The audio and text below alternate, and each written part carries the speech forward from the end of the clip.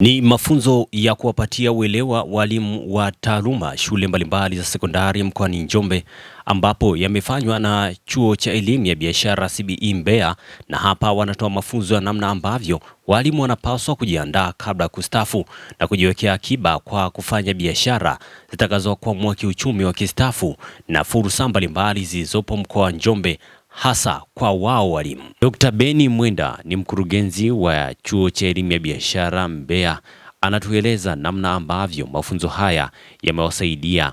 Sasa walengwa wakubwa wa semina yetu ni mtu yoyote mwenye ndoto ya kuwa mjasiriamali ama wajasiriamali wadogo na wakati, au wana vikundi kutoka sehemu mbalimbali wanaotarajia kuanzisha biashara na kuendeleza biashara zao.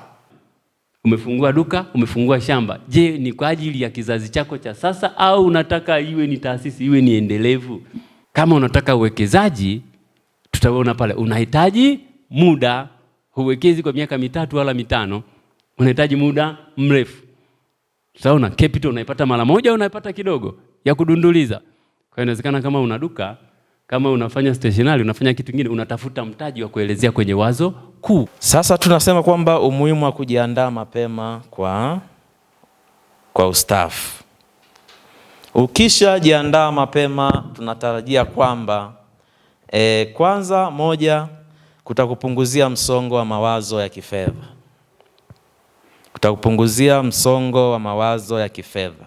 Kama ukiwa na hiyo dhana ya kujiwekea kidogo kidogo na ukaanza kufunguka mapema, maana yake lazima unakuwa umekwisha jiandalia utaratibu mzuri kabla na baada ya kustaafu. Unaendelea kufanya ujasiriamali, afu mwisho wa siku unakuta sasa umekuja umestaafu, unakuta mambo yanakwenda vizuri. Sasa sisi kama watumishi wa umma ni lazima tufikirie hivyo vitu, na ni vitu hivyo ni muhimu kweli kweli. Na ndio maana sisi kama chuo tuko hapa kwa ajili ya kushare experience, kushare knowledge ili tuweze kuipata. Na hapa walimu wa taaluma wanaeleza namna ambavyo elimu hii itawasaidia. Kwa kiukweli mafunzo yalikuwa ni mazuri sana.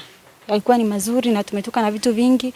Kwa sisi kama walimu tumejifunza vitu vingi, namna ya kwenda kujiandaa, namna ya kuinua vipawa vya watoto na vitu mbalimbali. Kwa hiyo kwangu mimi napenda sana kuwashukuru chuo cha CBE kwa vitu ambavyo wanavyovifanya kwa jamii.